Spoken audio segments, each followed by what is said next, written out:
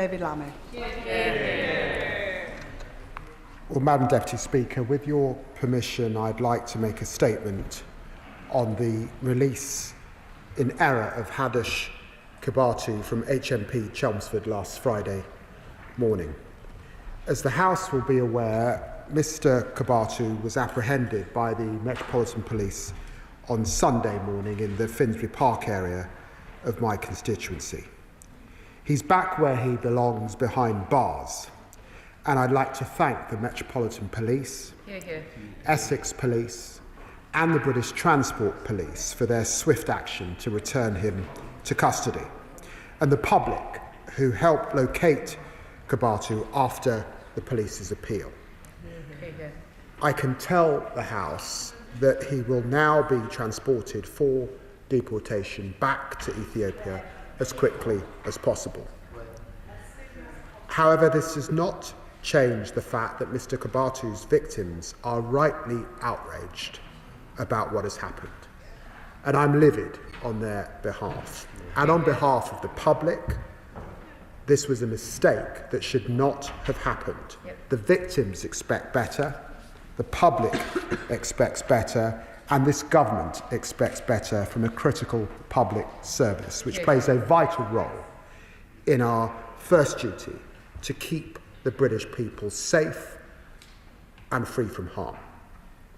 Madam Deputy Speaker, on Friday the 24th of October, Mr Kebatu was scheduled to be transferred from HMP Chelmsford to an immigration removal centre, from which he was to be deported. Due to what appears to have been human error, he was instead released into the community at 10:25 a.m. Shortly after 12 p.m, concerns were raised about the release to the duty governor, and following checks, staff were dispatched to locate him. When it became clear that he was no longer in the vicinity of the prison, Essex police were notified and a manhunt began.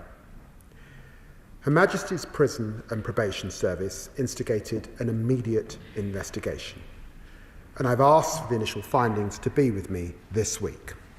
And the House will appreciate that in the meantime there is a limit, obviously, on what I can say, but members will be aware that there are national security considerations within a case like this, and I will update the House in the appropriate way as soon as I can. But what I can say today is that there must and there will be accountability for what has happened. Madam Deputy Speaker, when I was first informed of the release in error, I spoke immediately to the duty governor at Chelmsford and senior HMPPS leaders to understand what was known and seek assurances about the immediate measures being taken. I tasked my officials working through the night and coordinated a response with the Home Office and the police. And I'd like to put on record my thanks to the Home Secretary for her engagement over the weekend. I also chaired 3 operational meetings with the police, and on Sunday was able to travel to Wood Green Police Station just outside my constituency to personally thank the police officers who caught Kebatu. Madam Deputy Speaker, I've been clear from the outset that a mistake of this nature is unacceptable. We must get to the bottom of what happened and take immediate action to try and prevent similar releases in error to protect the public from harm. First, on Friday, I instructed the CEO of Her Majesty's Prison and Probation Service to carry out an urgent review, to look at the checks that take place when a prisoner is released and identify immediate changes that could be made to the process in order to mitigate against the risks of release in error. As a result, HMPPS have taken steps to make these processes more robust. There will now be more direct senior accountability for ensuring protocols and checks are correctly applied, including a clear checklist for governors to determine that every step has been followed the evening before any release takes place.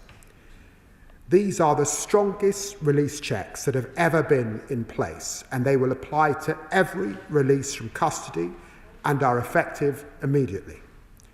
Second, any foreign national offender being removed through the early removal scheme, the scheme through which Kebatu was supposed to be removed from the country, can now only be discharged when the duty governor is physically present, and there will be no ERS removals from HMP Chelmsford for the rest of this week.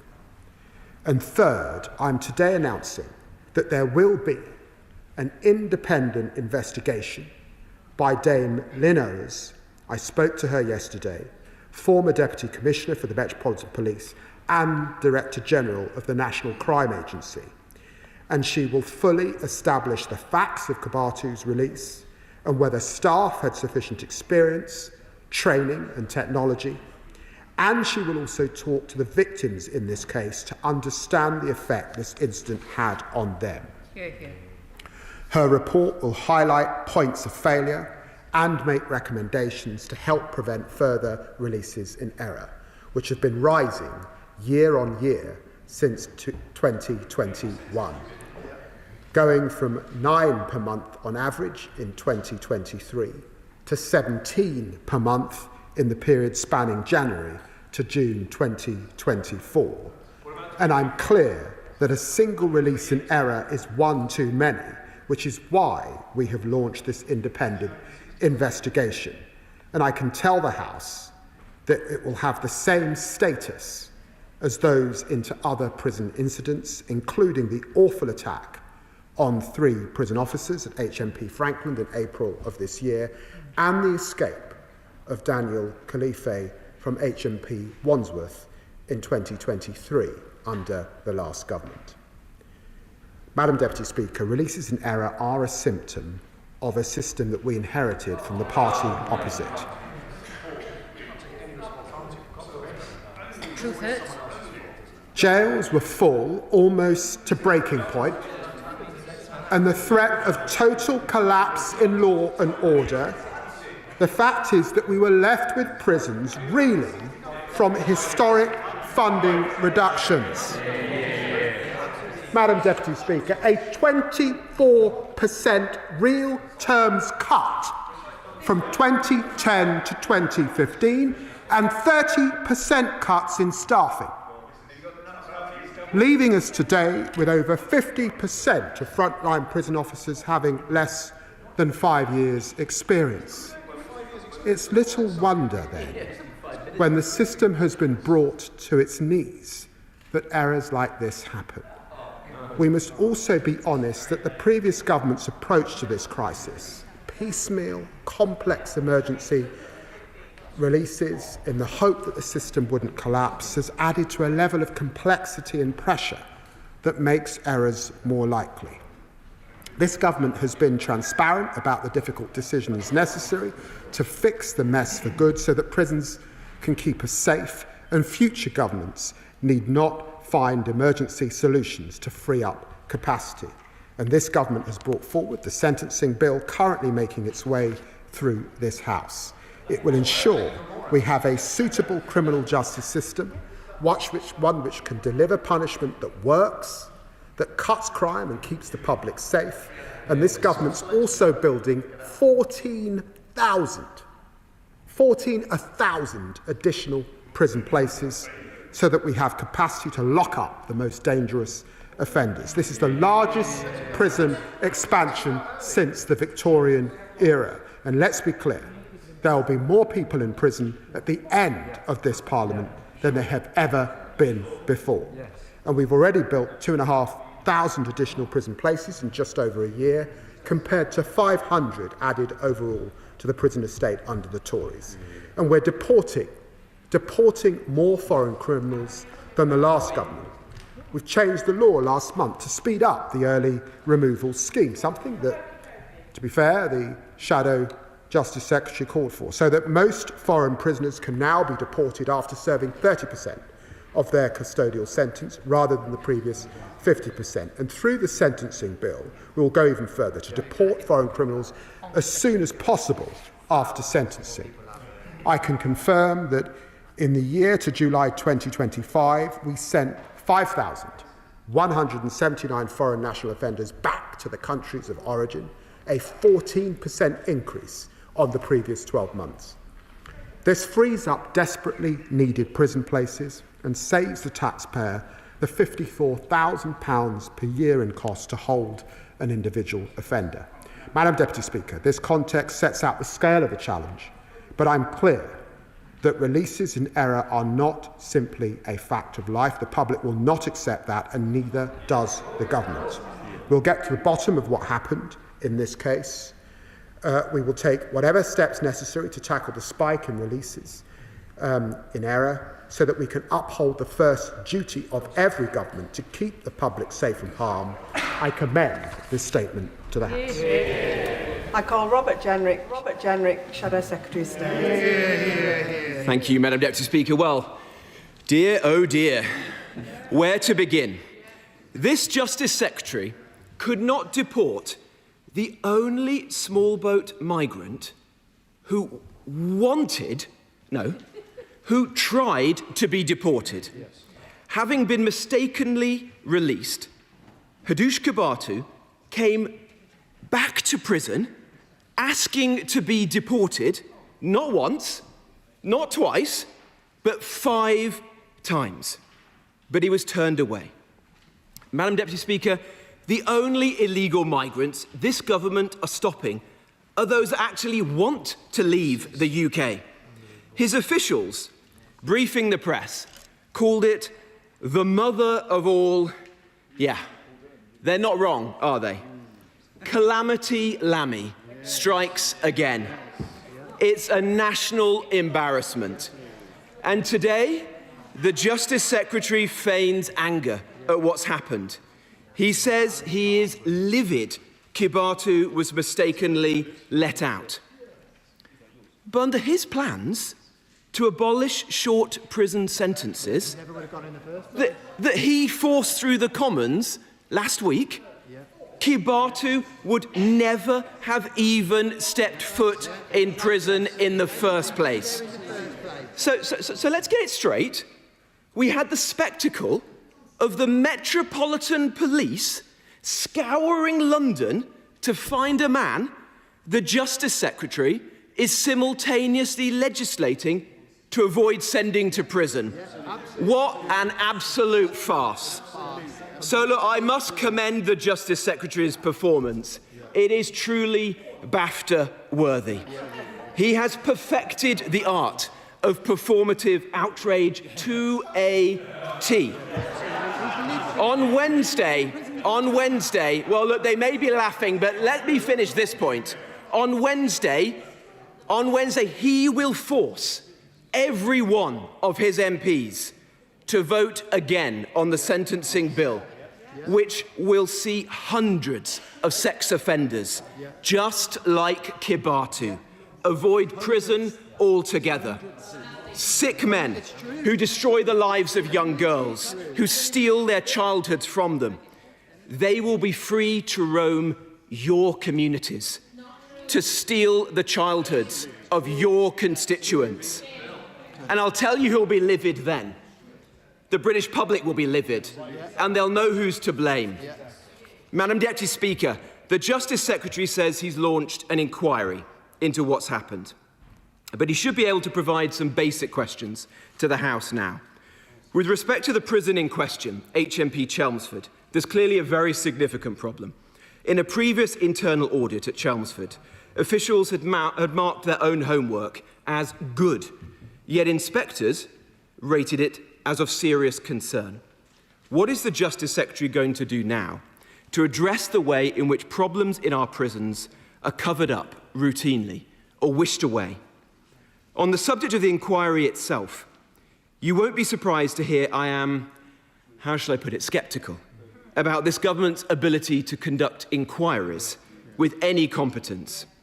Why is it limiting itself to this particular security farce and not the other glaring errors, like the doubling of drone sightings above prisons, the soaring assault on prison officers, or the rampant extremism we're now seeing in our jails? Shocking as this accidental release is, it is not a one-off blunder.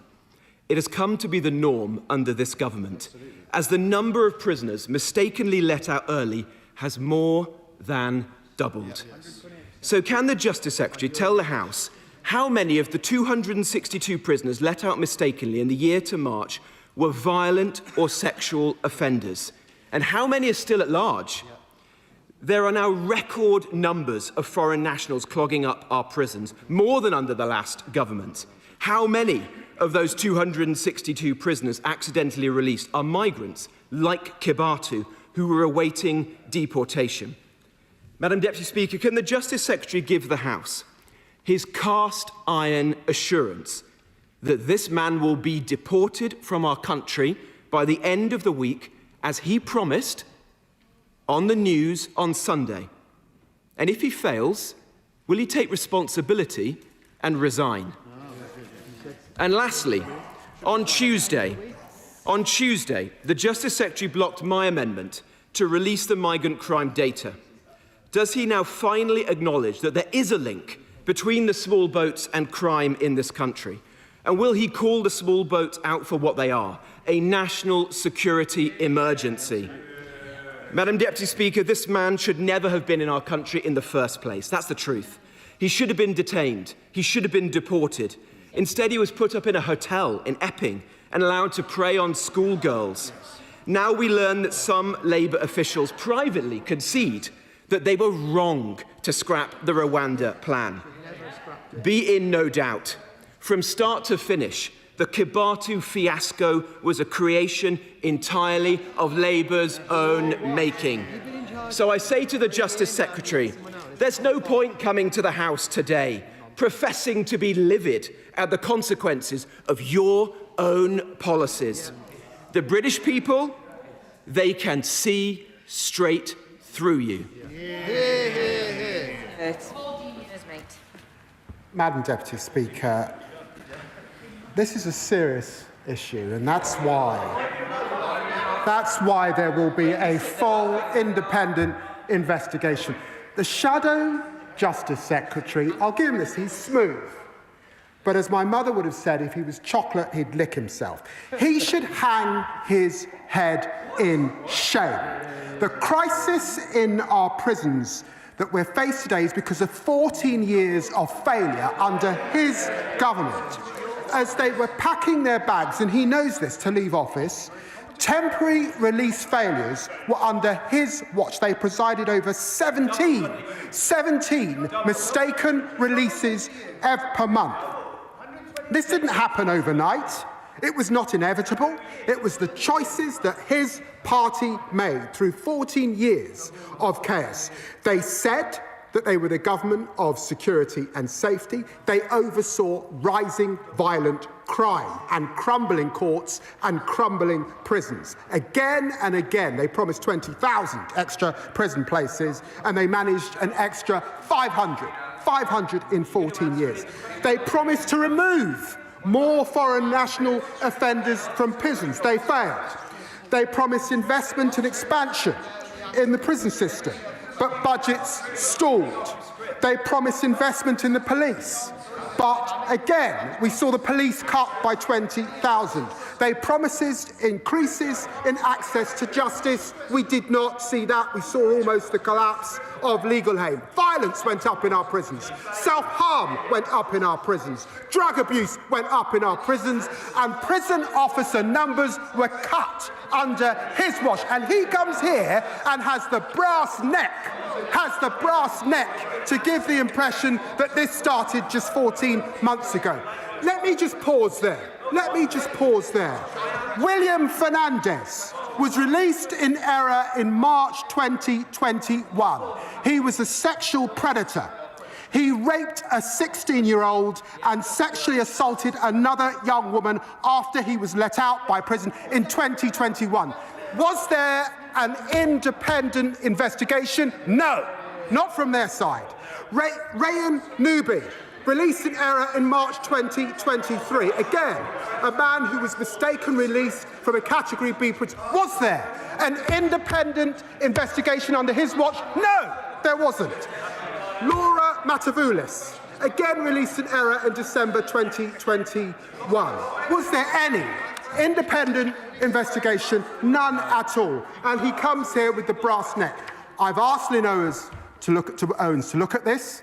I've asked her if she can do it in 8 months. Of course, we'll come back to the House when that, in 8 weeks, sorry, when that is done.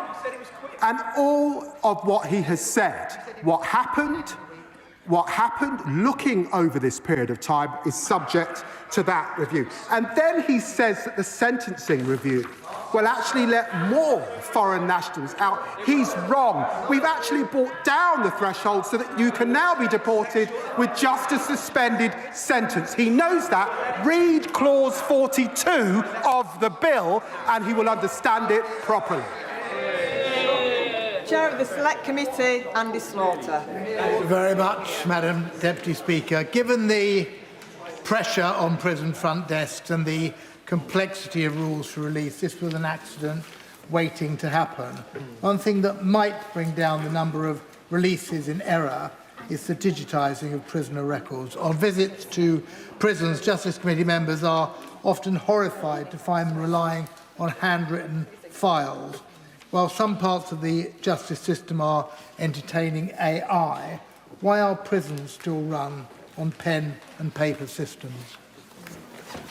Minister. Well, the right honourable friend raises a very important point, and he knows that up to this day, in part because of concerns about the use of technology by prisoners, there largely isn't Wi-Fi or anything like that available on our prison sites. And for that reason, it is a paper-based system which will always be subject to some human error.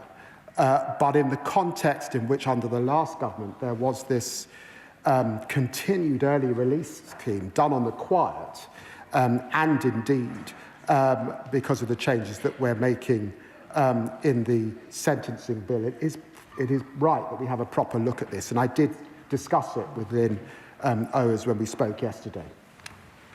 Liberal Democrat spokesperson Jess Brown-Fuller. Thank you, Madam Deputy Speaker. We in the Liberal Democrats are relieved that Kebatu has been recaptured after what must have been a terrifying few days for his victims, and echo the Justice Secretary's remarks thanking Essex Police, the Metropolitan Police and British Transport Police. But, Madam Deputy Speaker, his recapture doesn't excuse the serious mistakes that caused this to happen in the first place. It's totally unacceptable that the safety of the public was ever put at risk. HMP Chelmsford is a remand prison, one that regularly deals with prisoners coming and going, and therefore should be entirely capable of handling situations like this.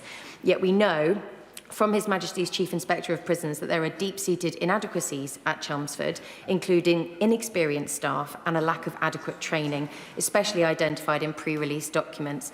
At the same time, we have seen worrying trends nationally in mistaken prisoner releases, with 262 prisoners released by accident in the year 2025, up from 115 the year prior. So we in the Liberal Democrats do recognise that the government inherited a mess when it comes to prisons, but they should have taken serious steps to address the shortfalls and staffing issues in prisons, which are now clearly putting the public at risk. So I would like to ask the Secretary of State what steps his government is taking to address work culture and training issues in our prisons, especially those like HMP Chelmsford, where concerns have already been raised in the past. I welcome the Secretary of State's announcement of an independent investigation following repeated calls by my honourable friend, the member for Chelmsford, whose constituents were put at risk. But can he confirm what consequences those found at fault will face? And pending the outcome of the investigation, does he agree that anyone responsible should face the sack? Does he believe that the new safeguards that he is putting in place will prevent this from ever happening again? And finally, for Kebatu's victims, who will have spent the weekend incredibly distressed, what support was provided to those victims and their families over the weekend when they were aware of the perpetrator being at large, and will that support continue on? Secretary of State. Well, I'm very grateful to the Honourable Lady for the tone of her remarks. And she's absolutely right that it was entirely unacceptable. And understandably, the victims of those crimes would have been very, very anxious, and their families over the course of the weekend. And the public at large would have been anxious, particularly women and children. She is right, however, that there are issues, because we now have 50% of staff in our prisons who are effectively new on the job as a result of what we inherited. And it is important that we give them the appropriate support and training over this period. She knows, because I've said it from this dispatch box, that it's our intention to grow the number of prison places and to build new prisons, 14,000 places by 2031. And in that context, it's important that we grow the number of officers as well and support them. She knows too the importance of probation in this context, and the 700 million that we've allocated to support our probation service at this time is really important. She will recognise that in a system that releases 57,000 prisoners every year, that many of those prisoners are released appropriately, under licence. Some of those prisoners are reporting to probation, they're reporting to home, they're reporting for tags, and many of them, a proportion that's gone up, are reporting for early removal. And it's for all of those reasons that it's important that Lynn Owers gets to the bottom of what happened in this circumstance. Matt Bishop. Thank you, Madam Deputy Speaker. On the weekend, we heard comments from party members opposite talking about this being the Labour Party releasing this prisoner early. This is a rather silly comment. The Labour Party didn't release anybody. Okay. However, I wonder if the Deputy Prime Minister would agree with me that actually what does cause, contribute and create problems such as where these mistakes can genuinely happen has not come from the 14 months we've been in power, but the 14 years of austerity and cuts that the party opposite caused. Secretary of State. Well, I'm very grateful to the honourable gentleman. I just think, as a statement of fact, the party opposite does recognise the inheritance that we had in this context was poor. Now, the public want to ensure that whomever is in government keeps them safe, and that people aren't being released from prison in the wrong way. And that's why it's important that there's a full independent investigation into this and that the system learns the lessons. I listed previous cases where there was no full or independent investigation. We could have learnt from this earlier if the other party had acted. Father of the House, Sir Edward Lee. The crisis about small boats crossing the Channel is utterly debilitating and is alienating millions of people from the whole political process. And imagine how the whole atmosphere would lighten if the government had come here today and said, this sort of farce can't continue, and from midnight tonight, if you land illegally on these shores, we will get out of any convention, you will be detained and deported immediately from where you've come from. But I want to ask a particular constituency point. Such is the crisis around how to house people. There are reports today in the Times and other newspapers that the government is thinking of opening disused military sites and is looking at 2 or 3 in particular. Now, the government gave a solemn promise that they would not use RAF Scampton to house illegal migrants. Can you confirm that solemn promise still stands? Secretary of State. He's heard, and he heard the Housing Secretary talking about this morning, that we are looking at military sites, and there are a number of them that we're looking intently. I'm afraid I'm unable to give him the reassurance in relation to his own constituency because I haven't got the list in front of me, but I will ensure that the appropriate minister makes contact with him. Maureen de Jos. Thank you, Madam Deputy Speaker. It is, of course, deeply concerning that a dangerous criminal was released onto the streets, and this should not have happened. But I do want to thank the Deputy Prime Minister for his honest assessment of what happened and for acknowledging that what happened was wrong. But does he agree with me that we are actually dealing with 14 years of Tory neglect with overcrowded and understaffed prisons, and when things go wrong, as they have done, it is essential that we take swift and decisive action so that the public's trust in the justice system is maintained, and that is exactly what we are doing now. Secretary of State. Well, I'm very grateful to the right honourable gentleman. The truth is that under this government, in our first year in office, over 5,100 foreign national offenders were removed from this country. That's the truth. We've removed 2,500 more from prison than in recent times. And the truth is, under the last government, there were 800 releases in error and no full independent investigation. Yeah. That is the truth, and it's under this watch that we're going to change that. Marie Goldman. Thank you. There we are, the Justice Secretary giving a statement about the release in error. The release of Hadush Kebatu, all took place in the heart of my Chelmsford constituency, and it is entirely unacceptable. I firstly want to thank Essex Police, British Transport Police and the Metropolitan Police, as well as the public's vigilance, for ensuring that he was apprehended and will now be deported. I welcome the announcement of an independent investigation, but the government must ensure that any recommendations are implemented in full, without delay, and not just left to gather dust on a bookshelf. Turning to prison leadership, does the Justice Secretary agree with me that scapegoating a single prison officer for systemic failure is unacceptable, and that if leaders, including prison governors, are found to be at fault, they should resign?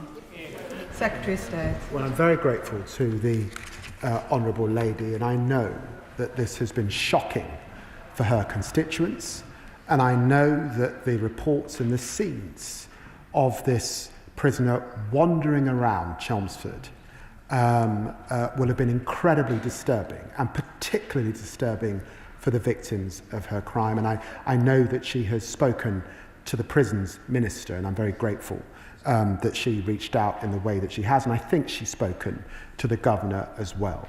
Now, I know that we have suspended the officer involved pending an investigation. That must be right and proper. But I hope that she will recognise, in asking Dame Lynn Owens to look at this closely, that of course we will take seriously her recommendations, and I will ensure that this House has full scrutiny of those recommendations when they come forward. Kim Johnson. Thank you, Madam Deputy Speaker. The case of Kebatu exposed deep failings in our prison system. As a result, as we heard, 14 years of failure by the previous Tory government. Failings made worse by chronic staff shortages. Now, the immediate reckless skilled visa rule change risks forcing hundreds of experienced overseas officers out of the service overnight. At HMP Liverpool, 40% of staff could be affected. So can the Minister explain how stripping our prisons of trained staff will make them safer or help prevent further failures like these seen in Mr Kebatu's case? Very grateful to my honourable friend, and I want to reassure her that the Prison Minister is talking to Home Office colleagues about these very same issues at this time. Dr Neil Hudson. Thank you, Madam Deputy Speaker. Madam Deputy Speaker, my thoughts are with the victims of this sex offender's crimes, including the 14-year-old Epping schoolgirl. They and their families want answers as to how this major breach could have happened. Now, the Prime Minister and the Justice Secretary have said that they were appalled and livid.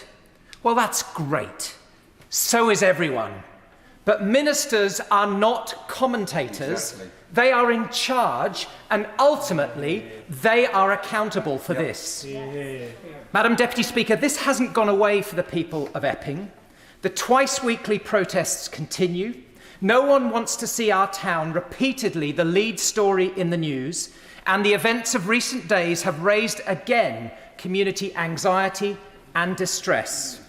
Will the government now get a grip on this issue, address the illegal immigration crisis that has spun out of control on their watch, and do the right and safe thing and close the Bell Hotel immediately?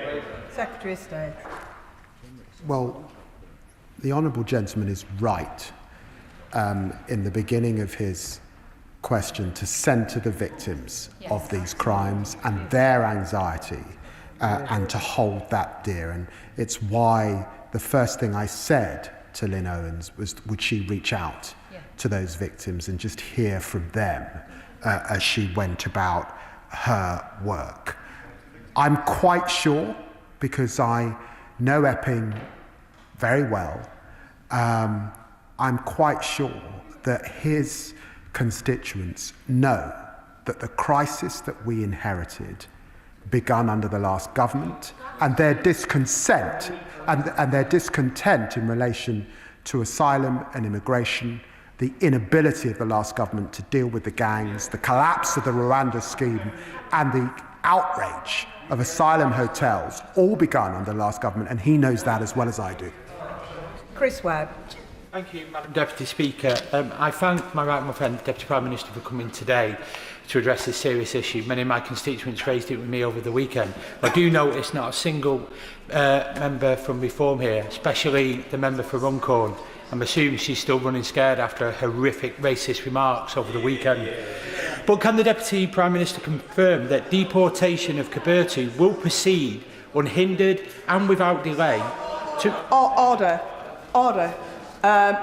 I'd ask the honourable gentleman to ponder on his words and perhaps suggest that he does withdraw that remark that he's just made about another honourable member from this chamber. OK, on your advice, I've withdrawn that remark. So, to finish my question, will the Deputy Prime Minister ensure that there is a swift plan that when mistakes are made, it's essential to ensure that public trust is remained in these justice systems? Well, my honourable friend is right. And it's hugely important because it's important to put in context not only the victims who would have been anxious, but also the inheritance of the backlog in our courts so that people can't get justice. He's right also to reference the honourable member for Runcorn, who I see is not in her seat, despite her very inflammatory statements over the weekend. Sir Ashley Fox. Thank you, Madam Deputy Speaker. It is outrageous that Kebatu was not deported at the end of his sentence.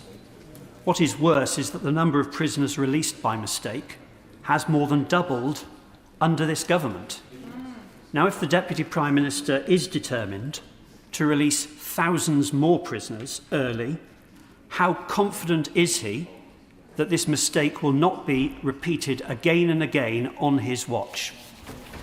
Secretary of State. Well, can I say to him that there is actually a point of agreement between the two main parties, and that is that foreign national offenders who commit crimes should be deported as quickly as possible.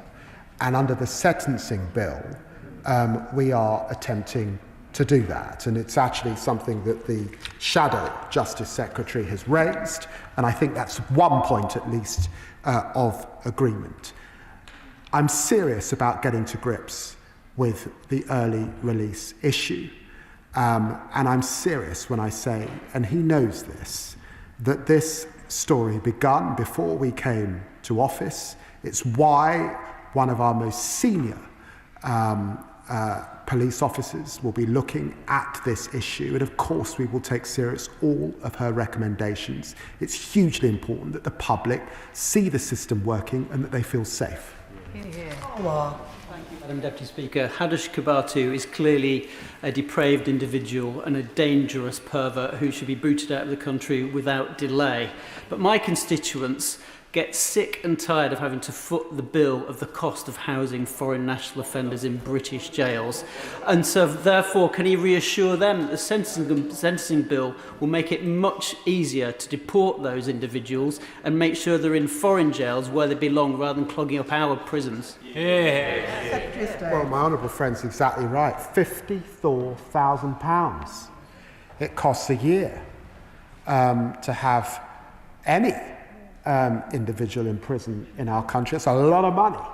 And that's why it's important that we reduce the period that they're in our country, and that once they've been convicted and served 30% of their time, that we can deport them back to where they come from. And that's where, of course, Kebatu should be and should experience over the course of the next few days. Tessa Mont, is you rising? Tessa Mont? No. Richard Ford. Madam Deputy Speaker, the breakout from prison of Hadush Kebatu sounds less like the Great Escape and more like Fawlty Towers. It has helped bring to light that 262 prisoners were released by mistake last year and 115 were released by mistake the year before. For mistaken releases, what assurance can the Justice Secretary offer that the responsible contractors or subcontractors will be subject to the sort of financial penalties that motivate them to prevent further mistakes from happening? Secretary of State. Well, I'm not sure in this circumstance that this was subcontracted. He will understand that when we look at the 56,000 or so prisoners who are released from prison, many are being released into the hands of probation and asked to report to a probation office. Some are released for time served. There are both housing, employment, assessment needs, and he's right, I think behind his question, many are tagged at home. For some reason, Kebatu found himself in the wrong stream because for foreign national offenders, it's an immigration removal centre and it's off on a plane, and that's what should have happened. Justice Arthur. Thank you, Madam Deputy Speaker. I welcome the fact that Dame Lynn Owens will be speaking to the victims of Kebatu to understand the impact on them. But can the Deputy Prime Minister confirm whether the previous government made any steps to speak with victims affected by prison release errors under their watch due to starving the system of funding? Secretary of State. There were many cases of early prisoner release, and as I said before, whether it was William Fernandez in March 2021, whether it was Rayon Nubi in March 2023, or Loris Matavusas in December 2021, there were no independent investigations under the last government. Very little was said, or it would seem learned, even though 800 were released early. So this is a story that goes back a long way. It's in part because of the scheme that was set up under the last government and revised 4 times in the run-up to the general election, and it's why we must take a thorough look and reassure the public. Simon Hall. Thank you very much indeed, Madam Deputy Speaker. The Justice Secretary will know that police operational independence, free from political interference, is crucial and is enshrined in the police protocol.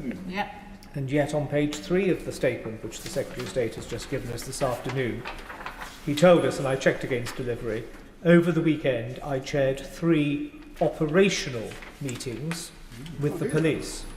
Yeah, what's that all about? What's changed? Secretary of State. Well, I know that the Right Honourable Gentleman has a tremendous experience in this chamber. I think he would think it was extremely lackadaisical if the Justice Secretary did not seek operational update from the police over the course of the weekend when this was top of the news cycle and of huge anxiety. Of course, operational matters are for the police, but I'm hugely grateful, and I said so to Mark Rowley this morning, and I was very pleased that it's local officers in the London Borough of Haringey that were able to detain Kebatu, and that's why I went up to Wood Green to thank them personally for what they had done. Jonathan Davies. Thank you very much, Madam Deputy Speaker. The erroneous release of this individual was an appalling error. I'm grateful that it has been caught and that the Justice Secretary will take steps to get to the bottom of what went wrong in this case. And I would be grateful if he comes back to the House in due course to report on his findings. Now, we know this government, when it started last year, inherited an appalling situation in respect of the prison estates, prisons fit to bursting and short staff. In fact, perhaps that's when the general election came when it did, rather than in the autumn, because there would have had to have been a prisoner release scheme later that year under the previous government. But I am sick of people coming to my constituency surgeries who have been victims of crime, who feel that justice is not being done. So can I urge him to redouble his efforts for this, to build up the prison places, but also take the steps to ensure that people, certainly at lower levels of crime, don't get into crime in the first place, because that's the way we save money in the long run. Secretary of State.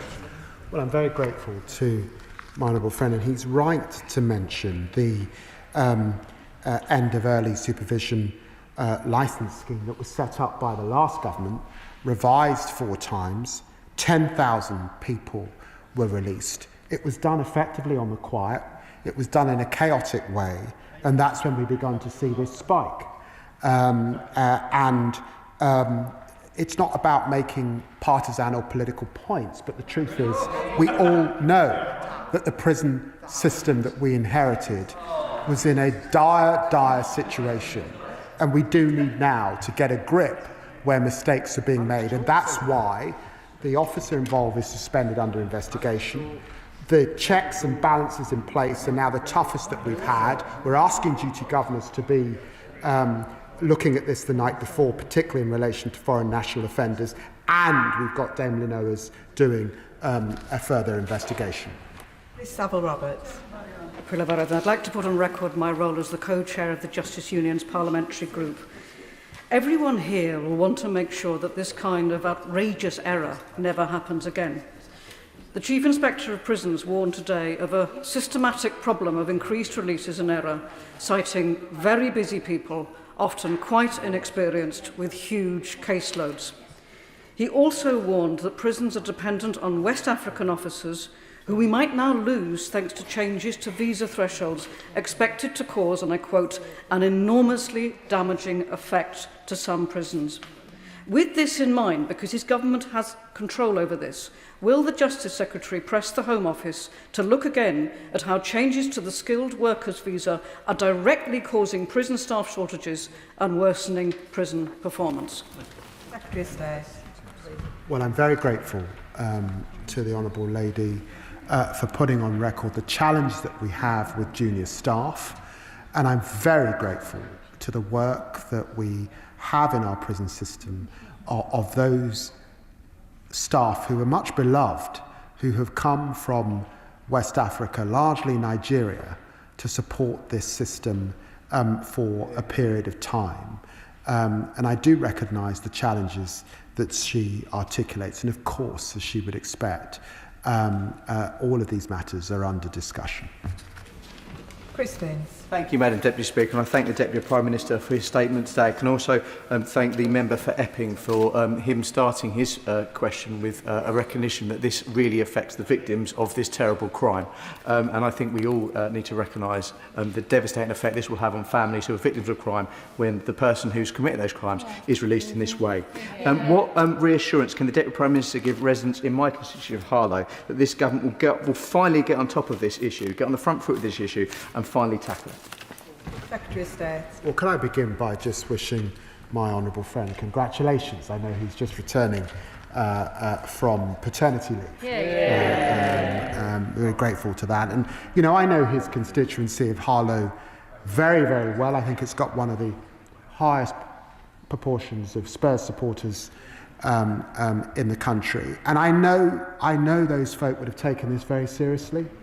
And I'd want to reassure them that we've asked one of our best senior police officers to lead this review, where we put in place immediate checks in the system that are the toughest that have ever been in place, really, for release. Of course, the officer involved has had to be suspended pending that full investigation, and the prison service themselves are doing their own investigation immediately begun that will report to me later on this week. Sir Julian Lewis.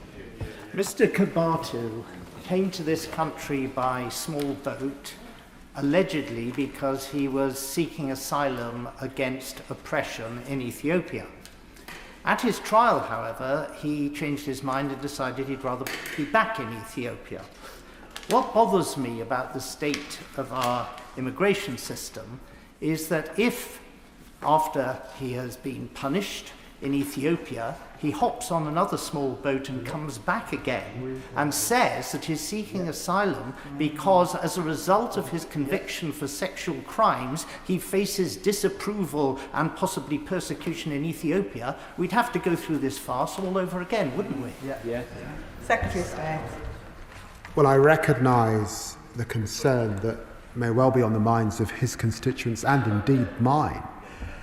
But the biometric system that we have in place should alleviate that, of course. And he's right. In the trial, he said he wanted to go back to Ethiopia, and that is where he now belongs. Shanberry. Thank you, Madam Deputy Speaker. The Secretary of State has rightly talked about prisons reeling from historic funding and staffing cuts, yet he admits that other current ministers have added to this problem by changing the visa rules in July that will force many overseas prison officers out of the country. He just called them much beloved staff. He just said that he recognises the challenges. So will he confirm that he has asked the Home Secretary to look again at her visa changes for these prison officers? It's my job to ensure that we have the right amount of prison officers in the system and that they're supported to do their job. And I'd want to tell her that, of course, she would expect that that is a #1 priority for the department, the right number of prison officers to do the job, recognising that many of them are now have little experience as a result of the changes that were made under the last government, but also the right number of probation staff, and we are doing both. Wendy Martin. Thank you, Madam Deputy Speaker. This accidental release of Kebatu is beyond belief. It's a national embarrassment. Yep. But what I find really, really disturbing is being sitting here on the back benches watching the Justice Secretary laugh at some of the responses. And I find that wholly unpalatable. And I am left wondering what the victims must be thinking. When will he resign? I've got a lot of respect for the Right Honourable Lady. I just remind her that I'm not sure that the Shadow Justice Secretary mentioned the victims once in his contribution this afternoon. Jim Allister. Madam Deputy Speaker, I think we all know that it is the notoriety of the Kebatu case which has brought the Justice Secretary to the House today. But we also know that in the year 24-25 there were 262 such wrongful releases. How many independent investigations were held into any of those? With what result? And how do we get to the point where on average we have 5 wrongful releases per week? Shouldn't action have been taken long ago? Well, I agree with him that action should have been taken long ago when this story began under the last government. That action is beginning now. Lewis Cocking. Thank you, Madam Deputy Speaker. The fundamental responsibility of any government is to keep its citizens safe. But from the mistaken release of a dangerous foreign sex offender to scrapping future prison sentences for over half of offenders, which side is Labour on? The side of hard-working, law-abiding British public or the criminals that target and exploit them? Secretary of State. I've got to say to the honourable gentleman that I think his constituents will be pleased that we are increasing the number of prison places after the horrific legacy from the last government, that we're reversing some of the cuts that we saw under the last government, that we've got a sentencing bill passing through this Parliament, and that we will be coming forward with a courts bill, all to deal with the chaos that we inherited in our justice system. And I've got to tell him, it's really rich when we're talking to a party that cut 20,000 police officers in our country. Mark Pritchard. Madam Deputy Speaker, can I just say to the Justice Secretary, it is wearing a bit thin referring to the last government's record. This government has been in power for over 12 months, so it just isn't going to wash with the British public. Can I also say to the Justice Secretary, I think he does his calm better than he does his livid. He mentioned to my honourable friend, the member from North Dorset, I think he paraphrased his own statement, but his statement clearly says that he did chair, exact words, over the weekend I chaired not 1 but 3 operational meetings with the police. And members across this House, on all sides of the House, will know we can attend strategy meetings, but we never interfere with operational matters. So I think the House and members of the public, and indeed police officers around this country, deserve more clarity on that. And finally, Madam Deputy Speaker, if I may, it says in the statement, page 2, members will also be aware that there are national security considerations with a case like this. What are those national security considerations? It's a bit confusing. First time I've heard this is an open court criminal conviction. So what are the national security implications? And finally, just so he knows, I haven't gone too tough on him today, can I commend his decision to appoint Dame Lynn Owens a first-class public servant? Secretary of State. Well, Madam Deputy Speaker, I'm very grateful to the right honourable gentleman. We're actually friends. Despite the nature of